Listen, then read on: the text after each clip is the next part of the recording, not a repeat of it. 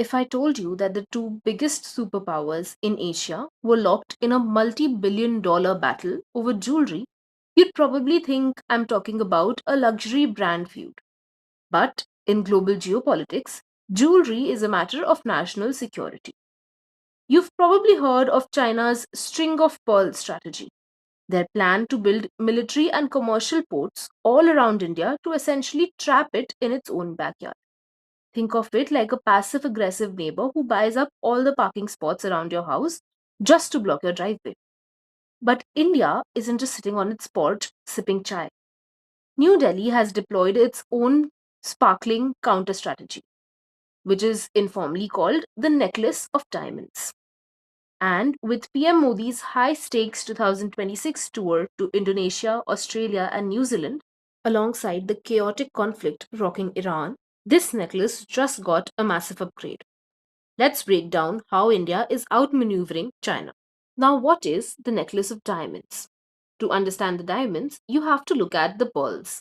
China has been investing heavily in maritime bases surrounding India, places like Hambantota in Sri Lanka and Gwadar in Pakistan. How do you counter an encirclement? By encircling the encircler. Instead of building random ports from scratch, India's strategy relies on strategic access and choke points. By securing naval and logistics agreements with friendly nations, India has set up critical outposts. The Changi Naval Base in Singapore gives the Indian Navy refueling rights right at the doorstep of the South China Sea. The Duqm port in Oman sits right at the mouth of the Western Indian Ocean, and the Sabang port in Indonesia guards the entrance of the Malacca Strait. Why the Malacca Strait? Because roughly 80% of China's oil imports pass through this tiny strip of water. If things ever get ugly, India and its allies can effectively put a chokehold on China's economic lifeline. It's the ultimate geopolitical Uno reverse card. Now let's fast forward to right now.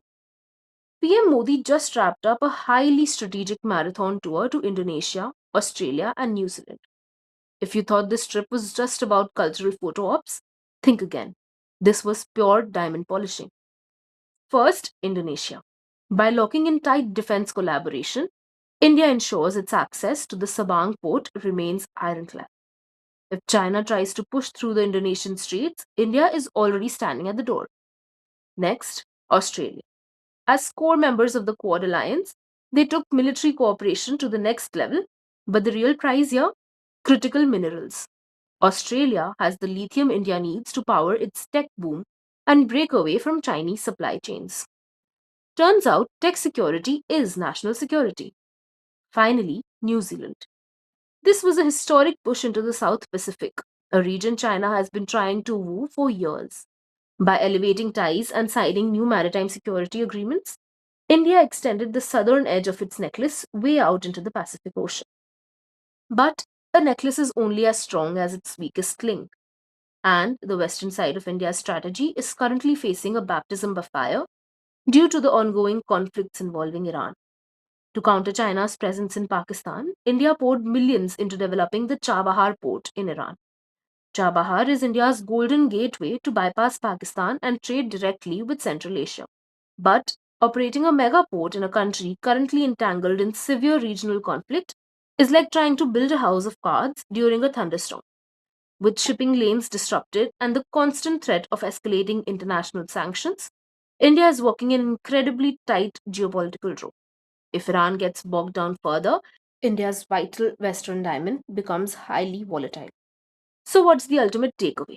The necklace of diamonds isn't just a fancy phrase, it's a high stakes game of chess. While China uses its massive financial muscle to buy influence, India is leveraging geographical positioning, democratic partnerships like the Quad, and rapid diplomacy to balance the scales. From the volcanic islands of Indonesia to the volatile coastlines of the Middle East, India is making sure its defense is as brilliant and as unbreakable as it is. What do you think? Can India's diplomatic jewelry outshine China's financial muscle? Let me know in the comments. If you watched till here and learned something today, clap for yourself and don't forget to like, share, and subscribe for more such interesting videos on international relations.